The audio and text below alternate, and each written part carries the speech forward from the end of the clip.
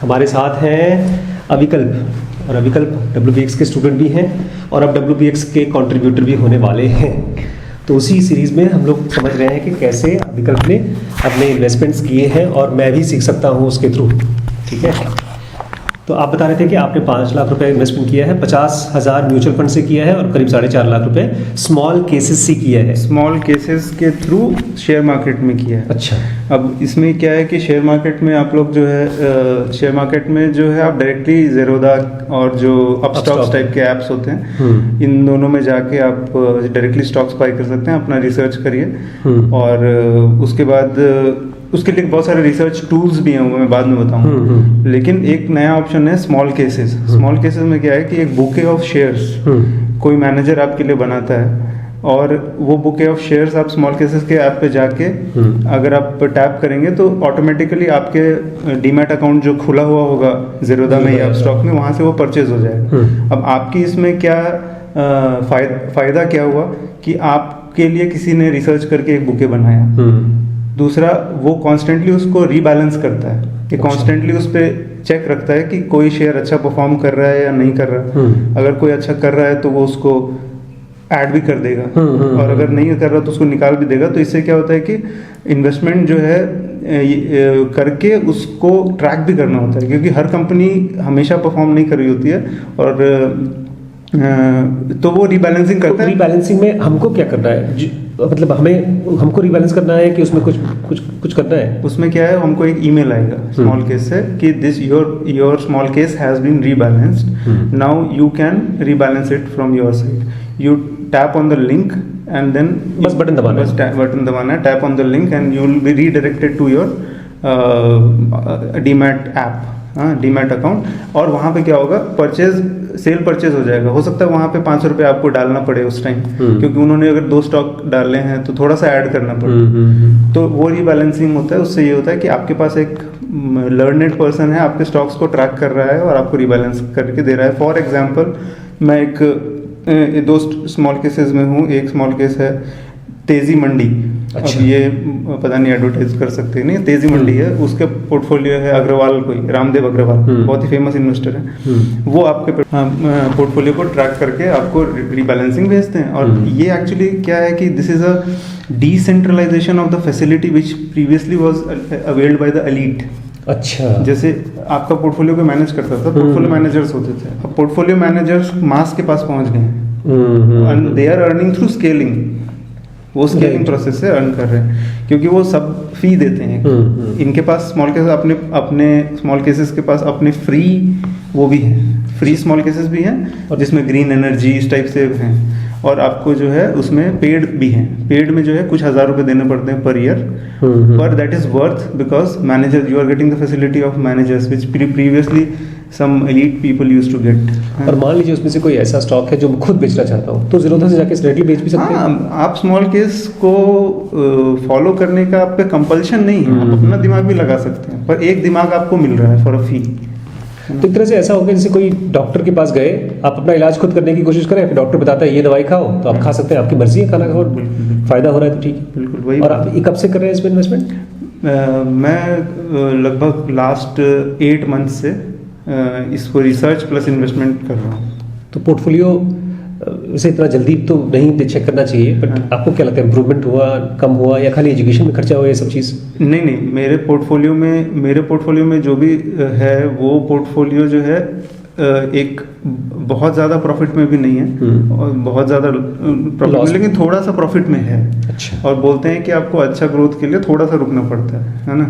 तो 4 साल 5 साल, हाँ 4 साल 5 साल तो मिनिमम। और दूसरा, अभी ग्रोथ नहीं है because this is not a bull run, अभी उतना हो नहीं रहा है। अभी वर्ल्ड ओवर जो है रिसेशन है, इंडिया में थोड़ा कम है, लेकिन अभी यूएस मार्केट, हर एक मार्केट सफ़र कर रही है because of all the supply chain, Ukraine वगैरह का जितना भी है। तो इस वजह से जो है जो अभी बुल रन नहीं, बियर मार्केट चल रहा है नहीं, अब अभी साइडवेज चल रहा है। अच्छा। ना तो नीचे जा रहा है ना ऊपर जा रहा है, तो इस हिसाब से परफॉर्मेंस आ रहा है। शेयर मार्केट कभी भी गारंटी तो नहीं है कुछ भी करने का। We are improving our odds. अब म्यूचुअल फंड में कम लगाया है पैसा और इसमें ज़्यादा लगाया है, इसका ऐसा क्यों? इसमें क्या फ़ायदा है? हाँ, म्यूचुअल फंड में मैंने इसलिए कम लगाया कि म्यूचुअल फंड में जो है एग्जिट लोड वगैरह होता है।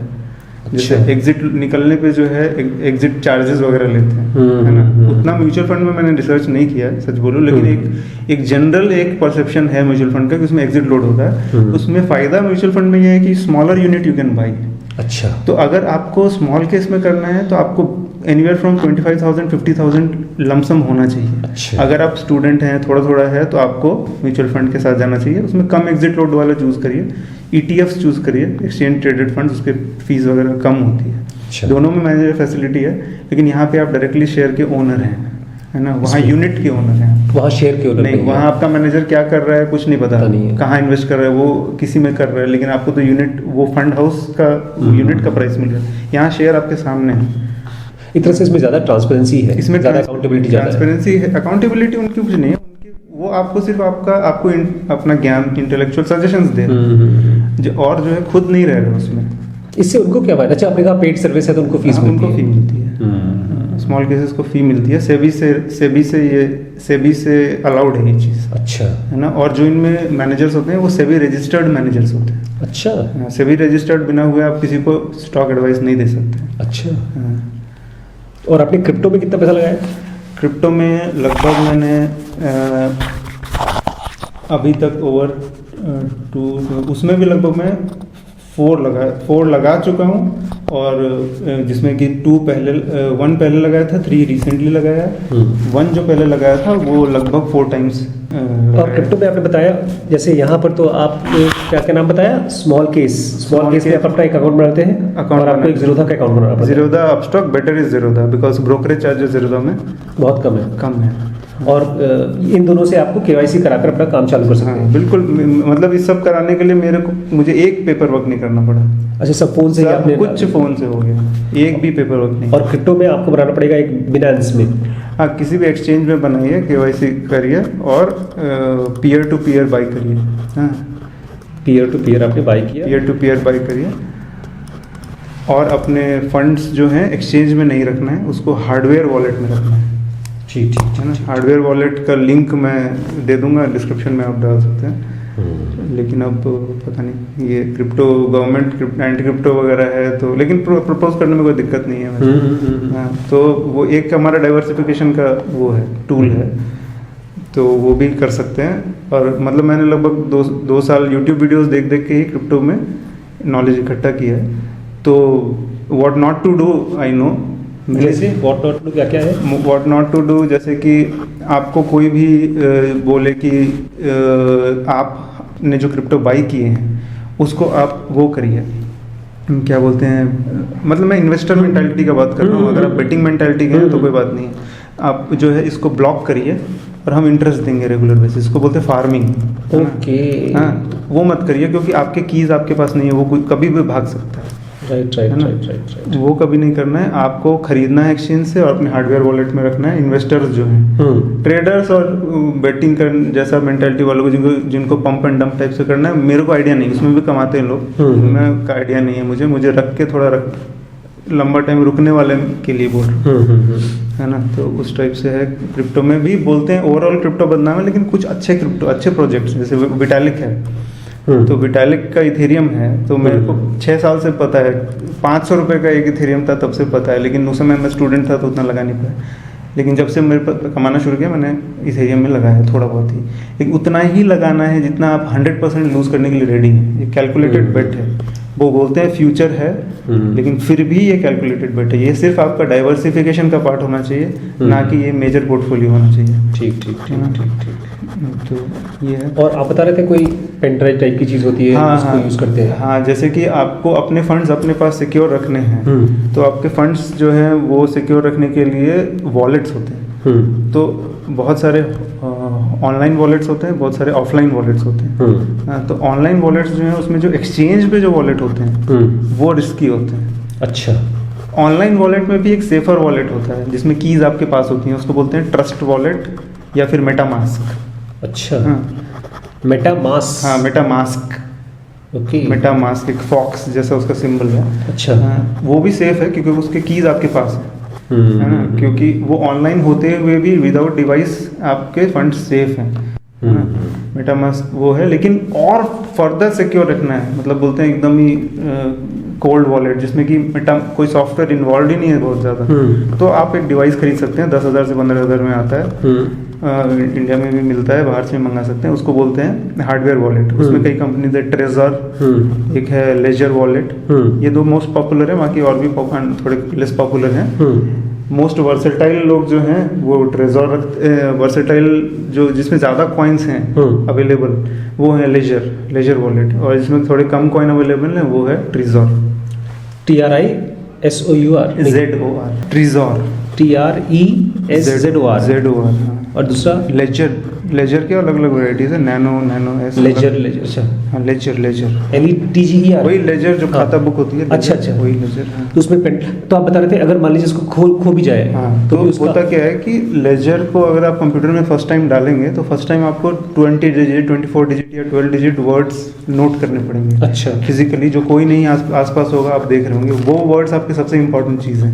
अच्छा, वो वर्ड आप या कहीं ऐसे जगह रखिए, 10 लोगों को दीजिए, ट्रस्टवर्दी लोगों को, या ना दीजिए, आप समझिए वो सबसे इंपॉर्टेंट है। अगर आपको उसको खो जाते हैं ना, तो आप नया कहीं भी हो, किसी भी कंट्री में हो, यहाँ हो, कहीं भी हो, नया डिवाइस खरीदें, वो पहले आपको ऑप्शन देता है कि do you have a seed or do you want to create a fresh seed. अच्छा, हाँ, if you already have a seed, you enter those 12 words, your next device is as good as the previous device। अच्छा, अगर seed है तो seed है आपके पास वो 12 digit, तो नेक्स्ट डिवाइस वो बन जाएगा, पुराना डिवाइस ही बन गया वो, समझिए। और अगर सीड नहीं है तो सीड नहीं है तो फंड्स गया। अच्छा, जो आपके सीड ही आपका पासवर्ड है, तो बेसिकली आपको वो नंबर यूज करना है, वो नंबर याद रखना, वर्ड सीरीज में वर्ड्स। अच्छा, नंबर्स जैसे वो रैंडमली प्रोड्यूस्ड वर्ड्स होते हैं, जैसे बॉय, ये ऐसे करके 12, वो सीरीज में आप जहाँ भी डालेंगे। अच्छा, एक्चुअली रियल पेपर वॉलेट जो होता है, पेपर वॉलेट होता है, उसमें वो QR कोड ऐसा काम करता है, पर यहाँ उसको एक थोड़ा सा लिंग्विस्टिक फॉर्म देके पासवर्ड बिकम्स अ वर्ड, इसीलिए एक ब्रेन वॉलेट वर्ड यूज किया जाता है क्रिप्टो वर्ल्ड में। ब्रेन वॉलेट, तो ब्रेन वॉलेट का मतलब होता है कि it's in your brain, you have memorised those seed, you go to any country, you go to any city, आपका डिवाइस जल गया, भून गया, कोई बात नहीं, बस आप डिवाइस नया लीजिए, वो जो आपको याद है उसको डालिए, आपके फंड्स, क्योंकि फंड्स आपके उस वो डिवाइस में नहीं होते, फंड्स ब्लॉकचेन पे होते हैं। अच्छा। अभी भी इतने बिटकॉइंस ब्लॉकचेन पे जिनके सीड खो चुके हैं, दोज फंड्स आर लॉस्ट। फायदा ये है, यू ओन योर फंड्स, घाटा ये है, if you lose it, you lose it. Bank में क्या है, आपके साथ फ्रॉड हो गया, बैंक रिफंड करेगा, यहाँ आपके साथ फ्रॉड हुआ, कोई रिफंड नहीं करेगा। There is a price for privacy and decentralization, because in crypto there is no bank over watching you। लेकिन उसका घाटा ये है कि nobody can refund if it is lost। अच्छा, आपके हिसाब से आपने जो 4 लाख का अभी क्रिप्टो रखा है और कुछ ना करे, उसको बच्चे रखे रहे, क्योंकि आप बता रहे हैं कि स्टॉक में तो वो क्या करता है, रीऑर्गेनाइज करता है, अपने रीबैलेंस करता है, वो स्मॉल केसेस में, स्मॉल केस। सेम थिंग, जैसे आप अपने स्टॉक्स को एनालाइज करें तो आप बोलेंगे नहीं, ये नहीं बढ़ रहा है, इसको हटा दो, वो काम वो कर। लेकिन क्रिप्टो वाला ऐसा नहीं करता ना, क्रिप्टो में तो आपने कैश ले रखा है एक तरह से, ऐसा कुछ नहीं है, बस आप अगर उसको कुछ न करें तो अगले 20 साल में 1 लाख रुपए कितना हो जाएगा? अब यही है यहाँ। अच्छा चलिए, अब मैं पूछता हूँ, पिछले 10 साल में कितना हुआ? मेरे पिछले 10 साल में, मैंने 2016 में इथेरियम लिया था, पर इथेरियम 25 लाख। ये most slow growing crypto currencies में से है, बहुत फास्ट नहीं है। अच्छा, फिर भी इसका एक इथेरियम का दाम आज 1,30,000 रुपया है। 25 लाख पर इथेरियम अब 1,30,000 का हो गया, गिर गया, बढ़ गया 25 लाख बोला आपने, सॉरी ठीक 25,000 से 1,25,000 रुपये हो गया। ये आफ्टर मेनी फ्लक्चुएशंस। कुछ अच्छी चीज़ ये है इथेरियम के साथ कि इसका कोई कब्जा नहीं कर सकता, लैंड पे कब्जा कर सकता है। खराब चीज़ ये है कि भाई वो फिजिकल एंटिटी नहीं है, आपको पता नहीं है, लेकिन ठीक ओवरऑल आपके हिसाब से इसका भविष्य है। बिल्कुल है।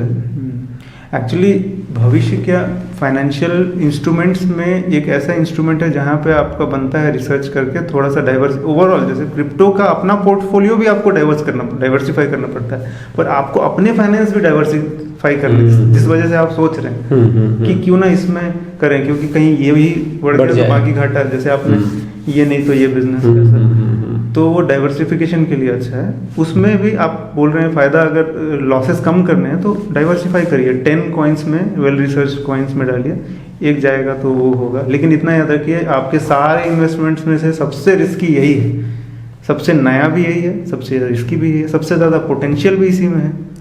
हाँ, लेकिन जो मैं बता रहा हूँ 25,000 पर इथेरियम पे मैंने लगाया है। 500 पर इथेरियम से मुझे पता है ये नॉलेज, पैसे नहीं होने की वजह से लगाया। तो मैंने 500 पे लगाया होता तो तब तो आज और इतना पेशेंस रखा होता। और कितने साल पहले था 500 तो वो लगभग मैंने एमडी में एडमिशन लिया 2013 में, 14 और अभी 8 साल हुए मुश्किल से। 14, 15, 16, 17, 18, 19, 20, 21, 22, 8 साल। उस बीच में उसमें हैक्स हुए हैं, अटैक्स हुए हैं, हैकर अटैक्स हुए हैं। वो सब एंटी फ्रेजिलिटी वाला फंड है। वो हो के वो वैसा रोबस्ट बना है। लेकिन इसमें भी ये सेंट्रलाइज्ड है। इथेरियम फिर भी सेंट्रलाइज्ड है, बिटकॉइन फिर भी डिसेंट्रलाइज्ड है। अच्छा? क्योंकि विटालिक उसका मालिक है ना। एथेरियम डिसेंट्रलाइज्ड, सेंट्रलाइज मतलब रिलेटिवली तो सेंट्रलाइज्ड। आप बोल रहे हैं कि विटालिक का वो है ना, इथेरियम का ही है ना वो फाउंडर। हाँ, तो आप बता रहे हैं विटालिक उसका मालिक है, तो वो सेंट्रलाइज्ड है कि डिसेंट्रलाइज्ड है? मालिक हुआ तो सेंट्रलाइज्ड हुआ ना। हाँ, सेंट्रलाइज्ड है। डिसेंट्रलाइज्ड मतलब पावर इन ठीक है ना। तो Ethereum is centralised, relatively centralised, क्योंकि they are though they take people's vote, but they can change the code. कल को हैक हो जाता है ना, तो वो लोग वोटिंग में डाल देते हैं कि कोड चेंज करें या हैकर को ले जाने दें। आप लोग बताओ। हाँ, एक बार हुआ था ना। तो कंसेंसस जो बनता है उससे, तो फिर भी है तो किसी बंदे के कंट्रोल में। लेकिन बोलते हैं crypto should be, code should be the king. मतलब code should be the king वाला फॉलो सिर्फ बिटकॉइन कर रहा है। तो अगर आपको इन्वेस्ट करना है तो आज की डेट में बिटकॉइन एकदम रॉक बॉटम पे है। इससे हो सकता है और नीचे भी जाए, लेकिन आप यहाँ ले रहे हैं फिर भी आप बहुत कम में ले रहे हैं। 25,000 पे भी कब पे ले रहे हैं, जो भी कॉइन ले रहे हैं। बिटकॉइन तो अभी ज़्यादा है, लेकिन फिर भी आप बहुत कम। बिटकॉइन कितने का है अभी? बिटकॉइन अभी वही $17,000 के आसपास चल रहा है। तो लाख में पता नहीं कितना होगा, है ना। लेकिन वो लगता है ना। जब ये $1,000 था ना, तब भी लोगों को लगता था यार इतना महंगा कौन लेगा, है ना। तब वो फेज से भी हम हुए। मैंने इनफैक्ट बिटकॉइन की कसिनो खेला हुआ है, और आज अगर उसको मैंने नहीं लूज किया होता बिटकॉइन कसिनो में, तो वो कितना होता है ना। तो वो लेवल, मतलब वो लेवल पे था मैं, है ना। इसके अलावा क्या क्या है जो आप इन्वेस्टर या इन्वेस्टमेंट बताना चाहते हैं? हाँ, जैसे तो इसके अलावा तो कुछ ज़मीन ली नहीं। मैं एक्चुअली, मेरे को उसमें आइडिया ही नहीं। और इस ज़मीन में बहुत वो होता है ना। एक्चुअली मैं जिस तरह का इन्वेस्ट करता हूँ उसमें मुझे बैकग्राउंड में रहकर रिसर्च करने में अच्छा लगता है। फोर फ्रंट में आके मुझे वो होता है ना, पेपर वर्क ये सब करना। अभी मैं उसमें नहीं हूँ, मतलब मैं देखता हूँ आपको, आप कर लेते हैं वहाँ पे, तो वहाँ अवेलेबल है एक्चुअली। जैसे आपने कहा ना, रिसर्च आप ऑनलाइन रिसर्च कर रहे हैं, यहाँ पर इसका फिजिकल रिसर्च अवेलेबल है। मैं ज़मीन जाके देख सकता हूँ, उसकी लोकेलिटी देख सकता हूँ। बिना देखे तो मैं भी नहीं करता हूँ। एक्चुअली मेरी problem when it comes to personality के हिसाब से ऐसा है, when it comes to deal with people I am not that good, है ना, बिकॉज वो इंट्रोवर्ट शाई पर्सनैलिटी। तो मेरा वो मैं सोच रहा था अभी, जैसे आज ही सुबह सुबह जो हम लोग का जनवरी के लिए खेत लिया है, ओएल में है, तो वो 1 एकड़ है। उससे जस्ट सटी हुई 1 एकड़ और है। तो जब मैंने उसको बोला था मुझे दे दे, उस समय वो बोल रहा था कितना 3 लाख रुपए, तो अब वो 4 लाख रुपए बोल रहा है बीघा।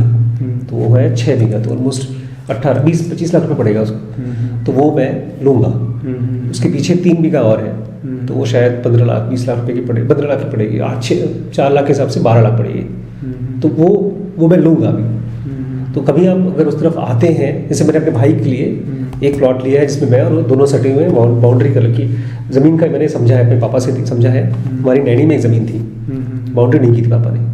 बाउंड्री करके गेट लगा करके अगर रख सके तो वो आपका कब्जा है। 2 प्लॉट और है, ऑलमोस्ट 1 प्लॉट और है, उसमें बाउंड्री नहीं की है, लेकिन मैंने कम से कम पेड़ लगवा दिया। और उस पेड़ में एक लोकल में किसान है, उसको मैंने बोल दिया है तू भी पार्टनर है, तो देखभाल कर रहा है, तो कब्जा नहीं होती ज़मीन, तो आराम से कब्जा हो जाती है। कोई भी आदमी आके कुछ भी कर ले। इस वजह से प्लस ये सारी ज़मीनें, मेरा अपना रूल ये है कि ज़मीन वो होनी चाहिए जहाँ पर आप मोटरसाइकिल से, कार से आराम से आधे घंटे में पहुँच जाए।